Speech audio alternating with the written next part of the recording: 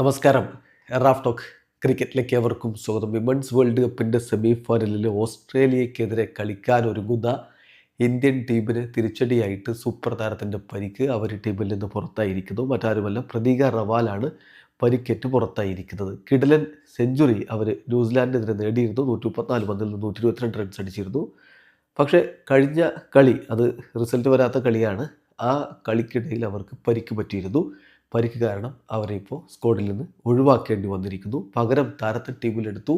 ICC അത് approve ചെയ്തിരിക്കുന്നു. Pratika Rawal has been ruled out of ICC women's world cup after suffering an injury in the last league game against Bangladesh എന്ന് officially ഇപ്പോൾ കാര്യങ്ങൾ Indian team അധികൃതർ പുറത്ത് വിട്ടിട്ടുണ്ട്. അപ്പോൾ അവരെ സ്ക്വാഡിൽ നിന്ന് ഒഴിവാക്കിയിരിക്കുന്നു. പകരം ഷഫാലി വർമ്മയെ സ്ക്വാഡിലേക്ക് എടുത്തിരിക്കുകയാണ്.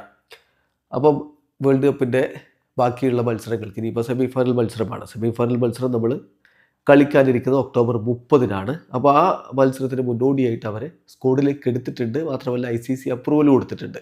ഇപ്പോൾ റീപ്ലേസ്മെൻറ്റ് പ്ലെയർ ടീമിലേക്ക് വരണമെങ്കിൽ ഇവൻ്റ് ടെക്നിക്കൽ കമ്മിറ്റിയുടെ അപ്രൂവൽ കിട്ടണം.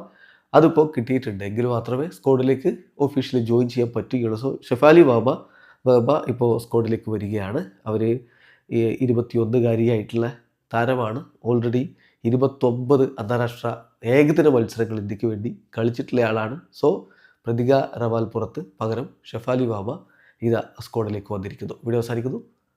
ക്രിക്കറ്റ് ലോകത്തെ കൂടുതൽ വിശേഷങ്ങളുമായി റാഫ് ടോക്സിൽ എത്താം.